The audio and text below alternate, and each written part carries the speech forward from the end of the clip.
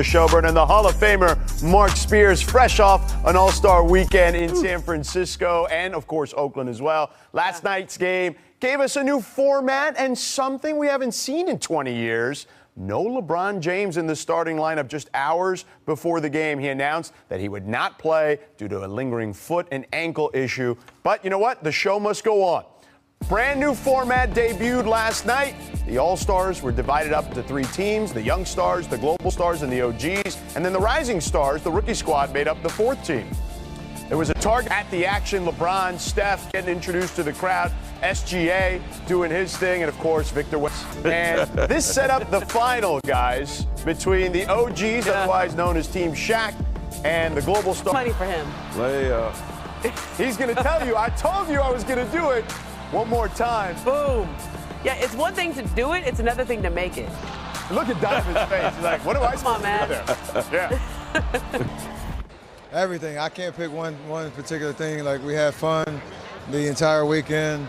A lot of meaningful impact to the community, leading all the way to tonight, kind of the coordination of Bay Area basketball and the history in this area. So very, very symbolic trophy of, you know, my 16 years here, representing this amazing fan base, this amazing part of the world, and I think it turned out great. My biggest takeaway is that it's possible, you know, to give 100% on that court, to play hard, to play our ass off, and it's for me, it's the only way to play basketball, you know, and I think it'll only make the game better. Shaq OGs feel like we were representing for all the OGs around the world. You know, they say that you don't get better in your 30s, but I think our generation has proven otherwise. Hey, yo, guy. Yeah, there it is. By the way, Steph came away with his 2nd All-Star Game MVP. Shout out to Malika there with the interview with Steph.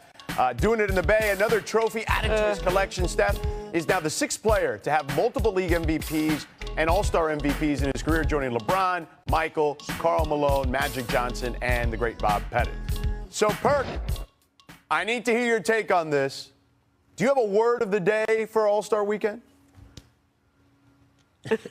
I got a word for everything, George. But look, here's the thing. A lot of people that had complaints and what they should do and what they shouldn't have done, and did the new format work? Well, here's a word for you. Appetizer, because that's exactly what it was. It was an appetizer, a small dish of food or drink taken before a meal or the main course of a meal to stimulate one's appetite. Here's the thing, right? We just got some calamari and some crab cakes. We don't know if this is the long-term plan, but I will say this: the format that they had on Sunday,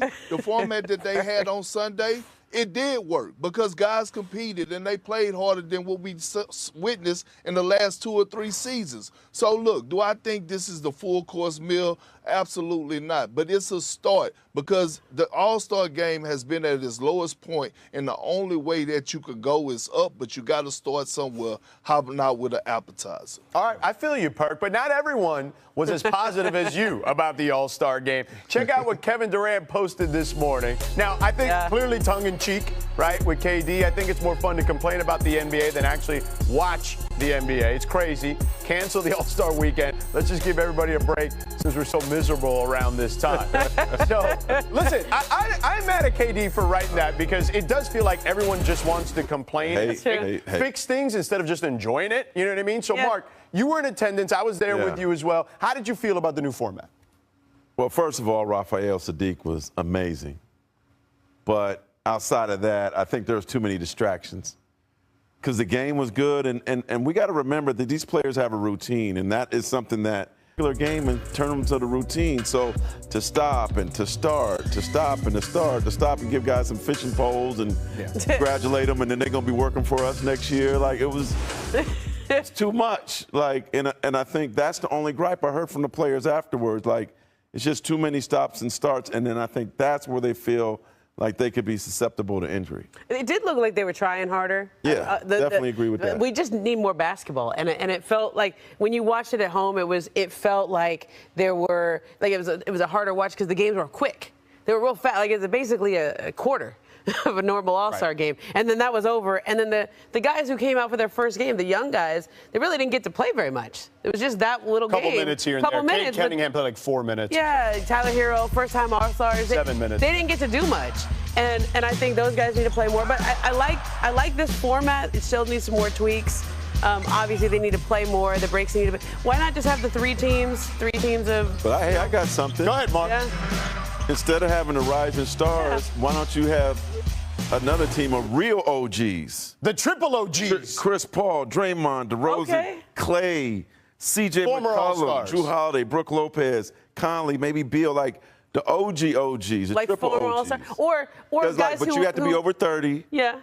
And have made an All-Star. I like maybe the runners-up in the fan vote. Yeah. Like a LaMelo Ball, who was really high in the fan vote. Yeah. Devin Booker. I mean, those guys should have been in there. Yeah, all that makes sense. I think, again, they're going to be working with this. They're going to be tweaking. Yeah. I agree with you, though. I think there needs to be more basketball. Like, you can't have 45 minutes of basketball in a 3-hour show. Yeah. So whether that's expanding the games, the individual games to 50 or 60 points, perhaps that's the way they do it. And look, we wouldn't be here if the players would have tried and given the effort that they gave effort, yesterday. man. I give them 5 credit. years ago. They did give effort. Okay, they did. But if we would have had that they gave effort. I'll give you. I agree. But if they would have done that 5 years, KD. 5 years ago, if we would have gotten that 5 years ago, we wouldn't be in this situation now. All right, people have thrown out a lot of ideas, as we have as well here, about the All-Star game. With the growth of international stars in the NBA, the thought of USA versus the world is a pretty intriguing idea. Here's what Giannis had to say about it.